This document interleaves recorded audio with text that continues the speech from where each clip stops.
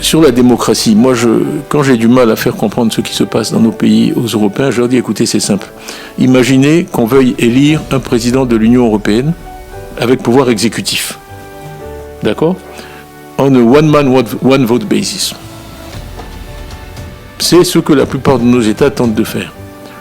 Quand vous voyez la diversité historique, culturelle, sociologique, économique qui existe en Europe, le Portugais va dire, mais enfin, cette personne qui a été élue, il y a un paquet d'Allemands qui ont été 180 millions, et les Français 60 qui ont voté pour lui. Moi, avec mes 10 millions, je représente quoi? D'abord, il ne parle même pas ma langue, il n'est jamais venu au Portugal, il ne connaît pas mes problèmes. Donc, même s'il a eu 50% plus une voix, moi, je ne le reconnais pas comme chef de l'État.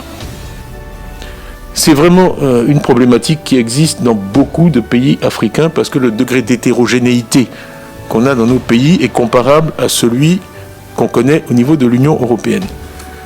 Et donc, je suis vexé, hein, quand on balaye tout ça et qu'on dit c'est du tribalisme. Oui, l'Afrique, ça ne marche pas parce que c'est du tribalisme. On ne dit pas au Portugais qui ne se sent pas suédois qu'il est tribaliste. Il a sa culture, il a son identité, il a son histoire. Personne ne pense à appeler ça du tribalisme. Mais c'est la même chose. Prenez la Côte d'Ivoire, il y a 65 ethnies. Hein, les gens de l'Ouest, là-bas, les oui, le docteur Mathias, oui, c'est un ouais. Bon, on a rencontré ces chefs traditionnels, ouais, mais ils ont toute une culture.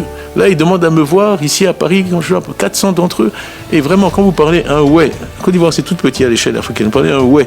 Et vous allez après chez les Koulangos, là-bas, ou les Abrons, à l'autre bout du pays, mais c'est comme si vous étiez sur des planètes différentes. Là-dedans, il y a des cultures matriarcales, des cultures patriarcales, des cultures où la propriété de la terre est commune, des cultures où la propriété de la terre est individuelle. Vous prenez tout ça, vous jetez ensemble, et vous croyez que parce que vous avez mis un bulletin dans une boîte, vous avez une démocratie, même si vous avez une belle constitution. Ça ne va pas marcher.